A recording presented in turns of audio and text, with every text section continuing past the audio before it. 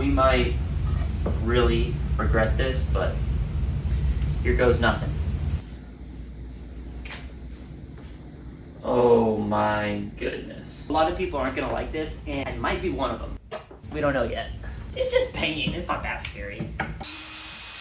But I think we can all agree that this thing is due for a fresh coat of something.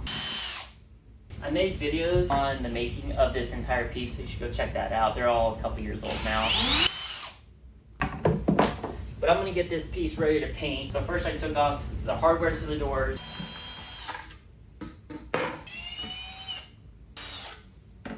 There's more.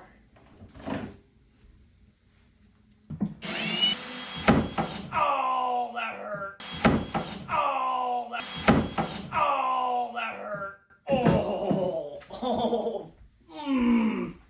Okay, I'm all recovered now. So let's take off these little rubber things too, because they're pretty cheap and easy to replace. We're gonna stand these 4 doors and this freaking door face that dropped on my foot to knock off the old paint streaks, make this thing super smooth and flat, and it'll be ready to receive a primer, and then we'll paint it.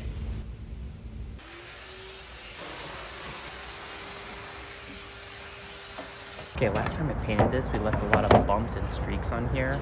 So we're gonna sand all this stuff off to make it nice and smooth.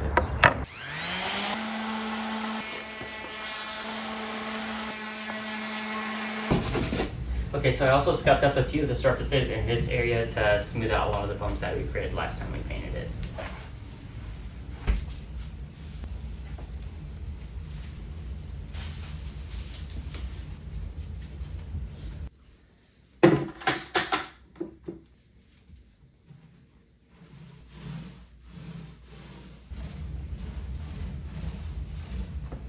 We might really regret this, but here goes nothing. It looks horrible now, but all paint dries darker, so this color will be a little more deeper by the time it dries.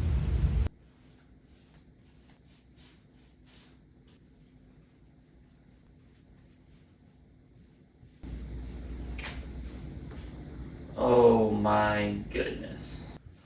Okay, now we're putting the color on the rest of the piece. We'll see if it still looks like a crime scene.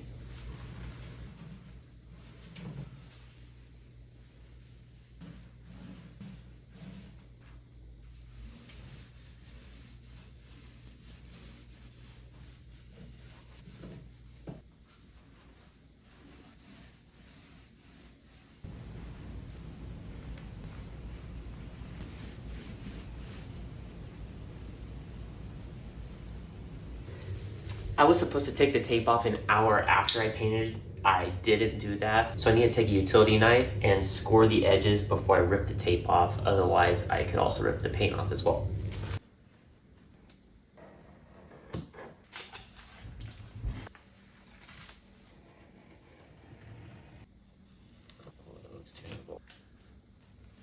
That looks terrible. Okay, can you stop saying? So not only did I rip off the tape too late, but my paintbrush was wet, which caused the paint to bleed underneath the tape, which left a mess behind. So now I have to repaint some of the areas white to make it look clean again. So I ripped off the tape right away and it had no problems. So the lesson learned here is to use a dry brush always and then take the tape off while the paint is still wet. Okay, crisis averted. Let's put the doors and drawers on.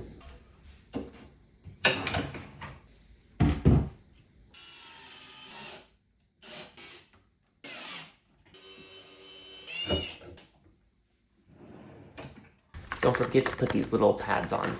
This is so the paint doesn't stick to each other.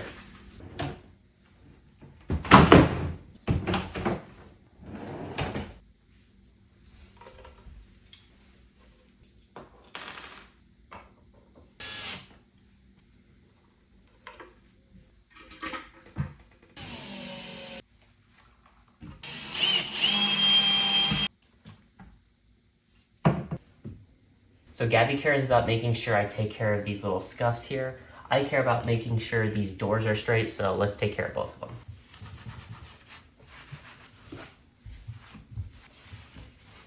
So I need to take a screwdriver and tighten and loosen a few of these things to adjust the height of some of these doors.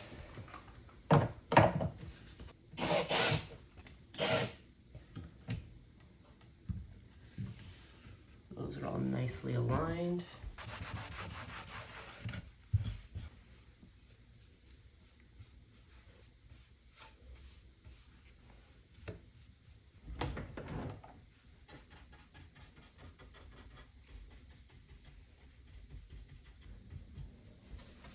The color difference between wet paint and dry paint is crazy, so you just always gotta be patient and don't freak out about the color until it dries.